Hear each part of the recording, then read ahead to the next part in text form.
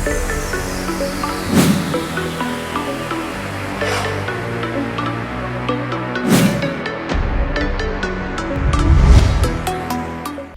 Hello welcome to best of the day. మరి ఈ రోజు బెస్ట్ ఆఫ్ ద డేలో కొత్త విశేషాలతో పాటు కొన్ని ఆసక్తికరమైన నిజాలు మరియు చరిత్రలో ఈ రోజు జరిగిన ముఖ్య సంఘటనల గురించి తెలుసుకుందాం. Let's start the programme.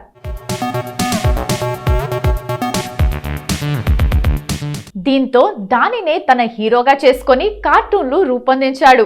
అప్పటి నుంచి క్రమంగా ఆ మిక్కీ మౌస్ ఏ స్థాయికి ఎదిగిందనే విషయాన్ని ఇక మీకు ప్రత్యేకంగా చెప్పనక్కర్లేదు అనుకుంటా. కార్టూన్ సినిమాలు అంటే పిల్లలు తెగ ఇష్టపడతారు. కొంతమంది పెద్దవాళ్ళు కార్టూన్ సినిమాలపై మోసపడతారనుకోండి. అయితే కార్టూన్ సినిమాలను ఇష్టపడినా పడకపోయినా డిస్నీ మిక్కీ మౌస్ ను ఇష్టపడని వారు ఉండరు. పిల్లలనే కాదు, కార్టూన్ సినిమాలు ఇష్టపడిన వారు కూడా మిక్కీ మౌస్ అంటే పడి చచ్చిపోతారనడం అతిశయోక్తి కాదు. మిక్కీ మౌస్ కి ఉన్న క్రేజ్ అటువంటిది. ఇప్పుడు ఇది ఎందుకంటే 1928లో మే 15న పిల్లల అభిమాన కార్టూన్ పాత్ర మిక్కీ మౌస్ మొదటిసారి తెర మీదకు వచ్చింది.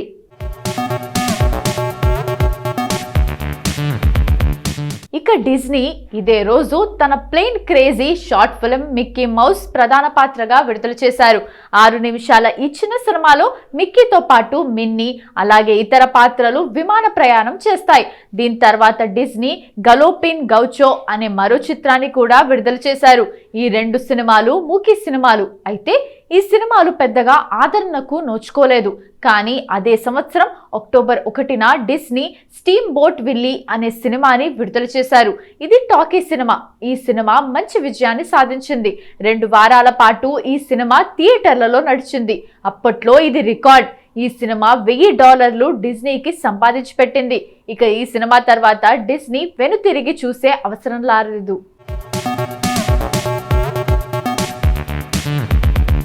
అందుకే డిస్నీ సినిమా అక్టోబర్ 1వ తేదీని మిక్కీ మౌస్ పుట్టినరోజుగా జరుపుకుంటుంది. మిక్కీ మౌస్ ఆలోచన ఎలా వచ్చింది? ఒకరోజు వాల్ట్ డిస్నీ తన డెస్క్ వద్ద కూర్చున్నప్పుడు అతను ఒక ఎలుకను చూశాడు. అది అక్కడ చేస్తున్న అల్లరి చూశాడు. దాన్ని చూస్తుంటే అతనికి సరదాగా అనిపించింది. దీంతో వాల్ట్ డిస్నీ ఆ ఎలుకను ఫన్నీగా చూపిస్తూ ఓ బొమ్మ గీశాడు. దానికి కడుపు పెద్దగా, చెవులు చిన్నగా పెట్టి డ్రెస్ వేశాడు. అలాగే చేతులకు గ్లౌస్, కాళ్లకు షూస్ తగిలించి ఆ బొమ్మ గీశాడు. దీనికి మోర్టిమోర్ అని పేరు పెట్టాడు. అయితే డిస్నీ భార్యకు ఈ పేరు నచ్చలేదు. ఆమె మిక్కీ అని పేరును సూచించింది. ఇక ఆ పేరే దానికి స్థిరపడిపోయింది. ఇక తన 3వ సినిమా విజయవంతమైన తర్వాత డిస్నీ వెనుతిరిగి చూడలేదు.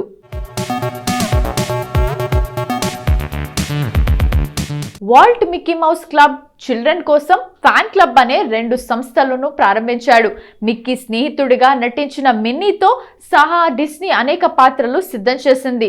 మొదటి చిత్రంలో మిక్కీ స్నేహితురాలు మిన్నీ, తర్వాత గూఫీ, ప్లూటో, డొనాల్డ్ డక్ కూడా వచ్చారు. ఇవన్నీ ప్రజాదరణ పొందాయి. ప్రపంచంలో అతిపెద్ద బ్రాండ్లలో డిస్నీ ఒకటి. మిక్కీ మౌస్లో ఇప్పటి వరకు 22 లఘు చిత్రాలు, 11 సినిమాలు, 6 కార్టూన్ సిరీస్లు విడుదలయ్యాయి. 2020లో వాల్ట్ డిస్నీ ప్రపంచ ఆదాయం $38.7 బిలియన్. ప్రస్తుతం ప్రపంచంలోనే అత్యంత విలువైన బ్రాండ్లో డిస్నీ 7వ స్థానంలో ఉంది. ఫోర్బ్స్ ప్రకారం దాని బ్రాండ్ విలువ $361.3 బిలియన్లు. డిస్నీ మీడియా బిజినెస్ నెట్వర్క్లో Disney channel, ESPN, history, life time వంటి అనేక ఛానళ్లు ఉన్నాయి.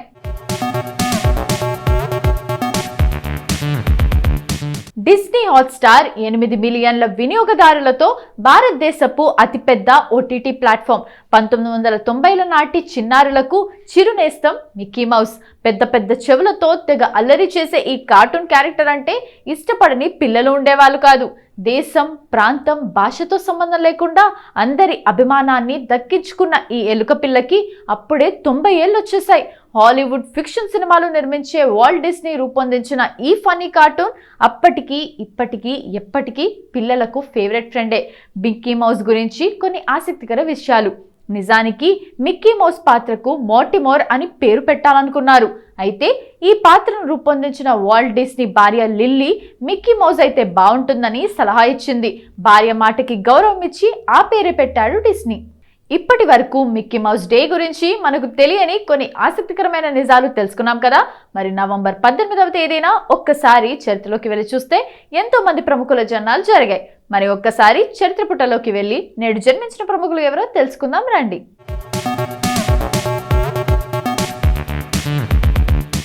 నయనతార అనగానే స్టార్ హీరోయిన్ 10 కోట్ల రెమ్యునరేషన్ తీసుకుంటుంది, ప్రమోషన్స్ కి రాదు, 40 సంవత్సరాలు వచ్చినా కూడా ఇప్పటికీ టాప్ హీరోయిన్, ఇలా అన్ని చెప్తుంటారు. కానీ ఇవన్నీ అందరూ చెప్పేవే కదా, చెప్పిందే మళ్ళీ మళ్ళీ చెప్పాలంటే కూడా బోర్ కొడుతుంది. అందుకే నవంబర్ 18న ఆమె పుట్టినరోజు సందర్భంగా నయనతార జీవితంలో జరిగిన కొన్ని అరుదైన సంఘటనలు, ఆసక్తికరమైన విషయాల గురించి ఒకసారి మాట్లాడుకుందాం. ఇప్పుడంటే నయనతార అందరికీ తెలుసు, కానీ కెరీర్ ప్రారంభంలో ఆమె పడిన కష్టాల గురించి చాలా తక్కువ మందికి మాత్రమే తెలుసు. నయనతార అసలు పేరు డయానా మరియన్ కురియన్. కెరీర్ మొదట్లో తన మాతృభాషలో మానసి నక్కరే అనే చిత్రంలో నటించింది.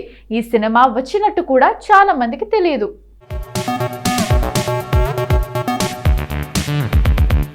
అపర్ శక్తి ఖురానా ఒక భారతీయ నటుడు, రేడియో జాకీ, హాస్య నటుడు, గాయకుడు, సంగీత దర్శకుడు, టెలివిజన్ హోస్ట్.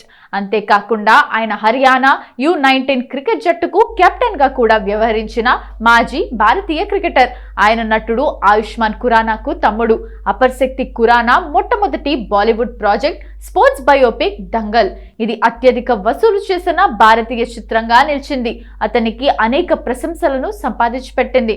అతను తదనంతరం బద్రీనాథ్ కి దుల్హానియా, స్త్రీ, లుకాచుప్పి, పతి పత్ని ఔర్ వో వంటి అనేక ఇతర వాణిజ్య పరంగా విజయవంతమైన చిత్రాల్లో సహాయ పాత్రలు పోషించాడు.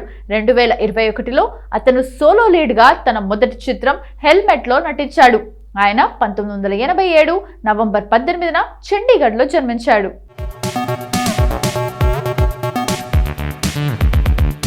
జుబీన్ గార్గ్ ఒక భారతీయ గాయకుడు, గేయ రచయిత, స్వరకర్త, గీత రచయిత, సంగీత దర్శకుడు, సంగీత నిర్మాత, నటుడు, చిత్ర దర్శకుడు, చిత్ర నిర్మాత, స్క్రీన్ రైటర్, కవి, పరోపకారి. అతను ప్రధానంగా అస్సామీ, బెంగాలీ, హిందీ భాష చలనచిత్ర, సంగీత పరిశ్రమల్లో పనిచేస్తాడు. కానీ బిష్ణుప్రియ మణిపురి, బోరో, ఇంగ్లీష్, గోల్పరియా, కన్నడ, కర్బీ సహా 40 ఇతర భాషలు, మాండలికాల్లో పాడాడు. ఖాసీ, మలయాళం, మరాఠీ, మిస్సింగ్, నేపాలీ, ఒడియా, సంస్కృతం, సింధీ, తమిళం, తెలుగు. అతను బహువాయిద్యకారుడు. ఆనందలహరి, dhol, dotara, drums, guitar, harmonica, harmonium, mandolin, keyboard, tabla, వివిధ పర్కషన్ వాయిద్యాలతో సహా 12 వాయిద్యాలను వాయించేవాడు. గార్గ్ మేఘాలయలోని తురాలో ఒక బ్రాహ్మణ కుటుంబంలో మోహిని మోహన్ బోర్తకూర్, లేట్ ఈలీ బోర్తకూర్ దంపతులకు నవంబర్ 18, 1972న జన్మించారు.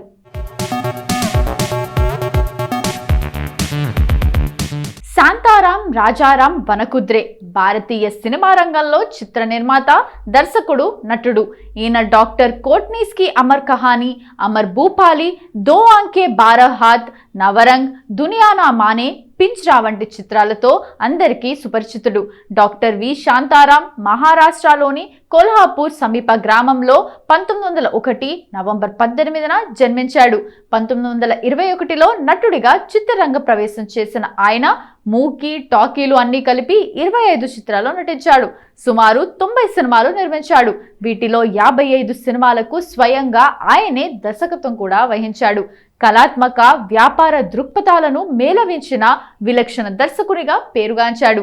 నాగపూర్ విశ్వవిద్యాలయం నుండి గౌరవ డాక్టరేట్ పొందిన ఆయన అక్టోబర్ 18, 1990వ సంవత్సరంలో మరణించాడు.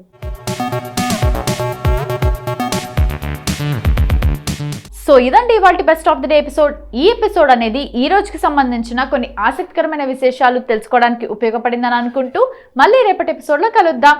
Bye bye.